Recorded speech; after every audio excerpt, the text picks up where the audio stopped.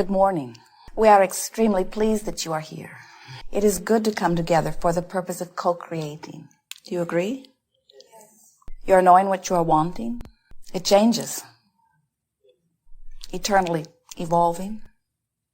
You are enjoying the evolution of your desire. You like that feeling of a fresh new awareness, a new desire coming into your consciousness, that feeling of adventure and wonder, and delight with a new idea? Yes? Not so much? If the new idea or desire breathes life into you, then we suspect that you have reconnected with your inner knowing.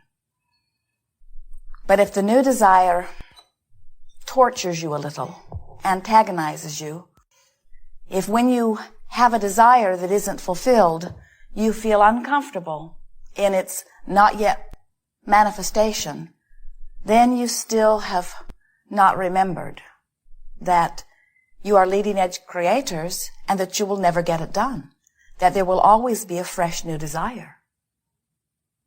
When you realize that you are leading edge creators and that the new desire that is born within you is literally what summons life to you, then you no longer feel frustration about what is not yet manifested.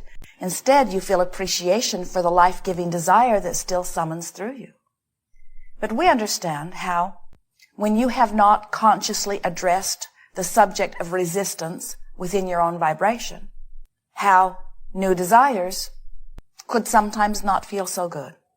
Because when you really want something, and you cannot for the life of you figure out how to bring it about, if you've got something that is plaguing you, something that you would dearly love to get rid of and just cannot seem to rid yourself of, we understand how you might be out of balance with the idea of desire, so much so that you might even begin to condemn it, begin to say that desire is inappropriate, which is odd since the entire universe is based upon this attraction-based effect where desire is born and it has the summoning capability that literally summon life force forward, which keeps us all moving forward. It is so much more comfortable when you get in sync with the laws of the universe. It doesn't work too well when you jump off the cliff determined to defy gravity. And it doesn't work too well when you go against the stream or flow of source. That's what resistance is. Resistance is not going with the flow of your own well-being. Most clear statement we've ever made. Resistance is not going with the flow of your own natural well-being. Well-being flows. And when you are in alignment with it, you feel wonderful. And when you are not in alignment with it, you don't feel so good. So anger is you not going with the flow of well-being. Frustration is you not going with the flow of well-being. Fear is you not going with the flow of well-being. So you say, well, how can I stand in this condition, knowing what I know and observing what I observe, and not feel these negative emotions? And we say, you have to practice.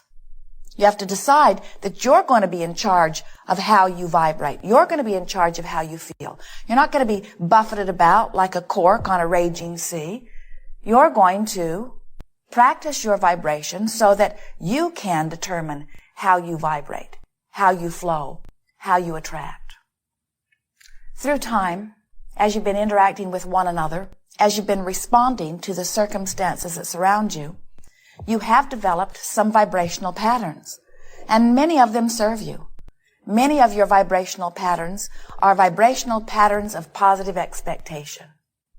We look at those of you who are in this environment, and we notice how magnificently you expect. Your standard of living is superb. You expect life to go well to a certain extent. And what we're wanting to assist you in doing is expecting it to go well in all regards.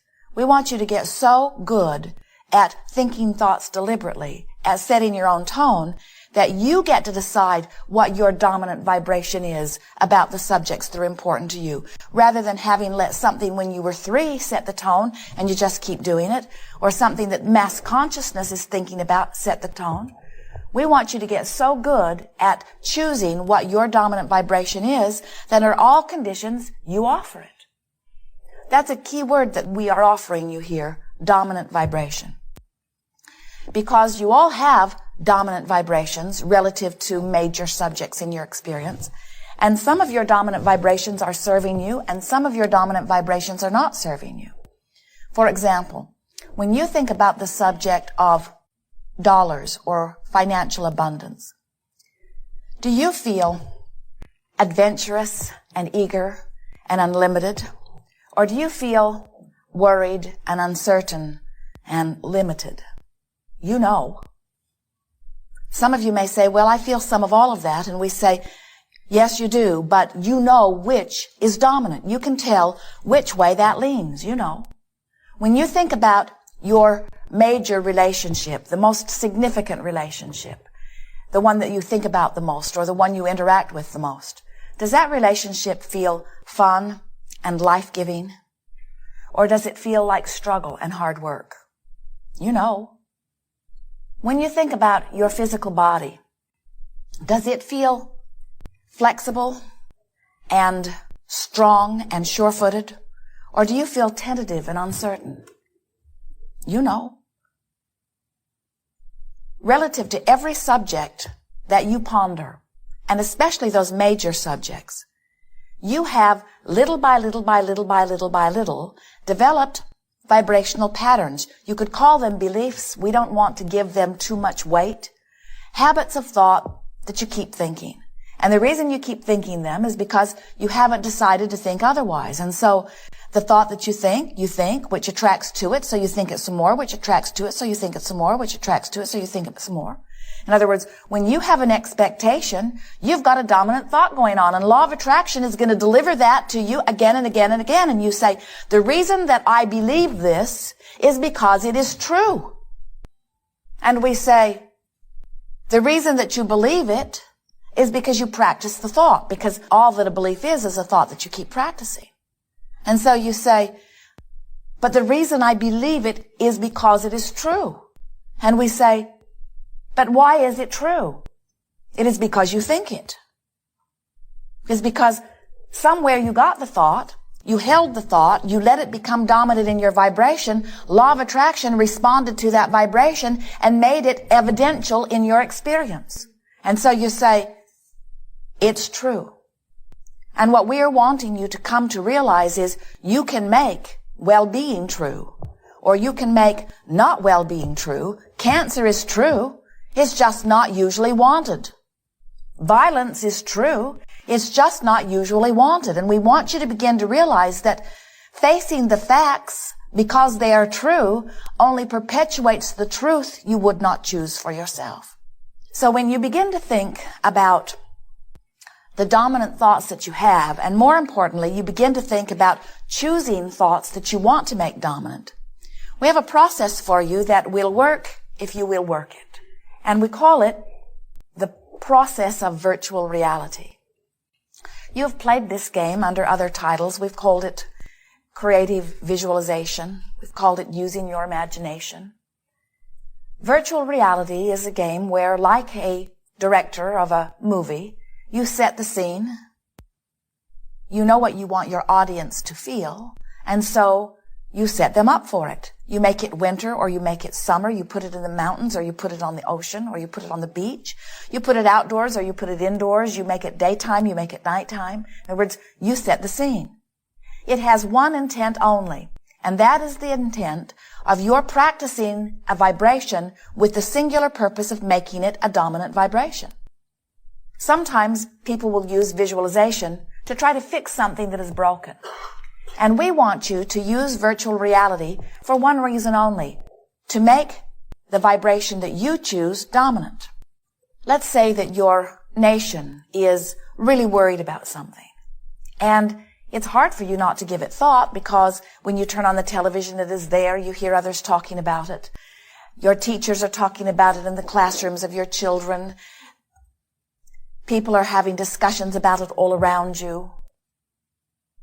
But when you think about it, you know it's not a thought you want to make dominant within you because you feel fear. when it crosses your mind, or anger, or frustration, or worry.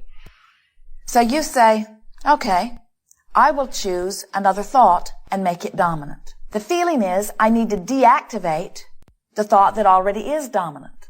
But the trouble with that is when you decide that you're going to deactivate a thought, you don't deactivate it, you activate it. When you say, I'm not going to think about that, you're thinking about that you're not going to think about. Even when you say, I don't want to be sick, I'm going to think about wellness. When you approach the subject of your physical body, when your dominant thought about it has been sickness, even though you try to do a virtual reality about wellness, you usually activate the thought of illness because that's the dominant thought relative to that subject. You see how it works? So there's a temptation when you apply these processes to say, oh, Abraham is giving me a process where I can fix this thing that's broken, and all it does is activate the thing that's broken. So without meaning to, you just practice making the dominant thought that isn't serving you remain dominant. This process of virtual reality will change that for you if you will understand this one very important thing. The process of virtual reality is where you practice your dominant thought. It's where you practice the thought that you want to be dominant until it is dominant. Virtual reality is a place where you practice the thought that you want to be dominant and make it dominant. Virtual reality is the place where you practice the thought that you want to be dominant and you make it dominant. And the reason that we're repeating this into the ridiculous is because at first you're not going to want to do that. Even Esther, as she's been practicing this for a few weeks now, finds herself sometimes right in the middle of a delicious virtual reality, and all of a sudden she realizes she's trying to reform someone, either herself or someone else. In other words, she'll be going along swimmingly, doing very, very well, and then she'll stumble into something, and without even meaning to, she'll activate something that is broken, so to speak. So, virtual reality really works best if it's short. Get in, feel good, get out. Get in, feel good, get out. So, you set the scene. What time of year is it? What time of day is it? Where is it? Outside, inside? You get to choose. There is no right and wrong in that. What you're reaching for are good feeling moments. You know those moments when your heart is just singing so strong and you just think, I wish I could stay here forever? Does that usually happen to you when you're outdoors or indoors? If it's more often outdoors, then pick a scene that's outside. If it's more often indoors, then pick a scene that's indoors. Esther, quite often in her virtual reality, she's walking into a new place that is very beautiful. And often it's indoors. Sometimes she finds herself discovering a magnificent vista, and that moment of exhilaration is there. That's what you're reaching for. So you set the place and the time of year and the time of day, and then you talk to yourself about how it smells and looks and feels. You're sort of bringing yourself along little by little into this higher, better, good feeling place. And then you decide who else is with you. Sometimes in the beginning, it's better to be alone, but not always. You get to decide that. Who else is there? And what's their mood? And of course, you get to choose it. So don't bring someone who's in a bad mood and then work them into a good mood. Bring good mood people. And then exchange a few words and off you go. Now what will happen is, as you do this for 30 seconds, you set a tone in your vibration. Does it immediately become your dominant tone or your dominant vibration? No. But it begins to dilute what is. So then you do it again, and you do it again, and you do it again, and you do it again, and you don't do it because there's something broken that you want to fix. Because if you do it because there's something broken that you want to fix, you just practice the one that's already dominant. This is only to feel good, only to feel good. And with a few weeks of dabbling at this, you will readjust what is dominant within your vibration. You see, the creative process is 3 steps. The first step is you have to identify what is wanted, and you can't help but do that. Preferences are born within you all day, every day. Contrast helps you to conclude. When you know what you don't want, what you do want shoots out of you like a rocket. Whenever you know what you do not want, clarity about what you do want comes forth in very vivid terms. So step 1 is happening all over the place.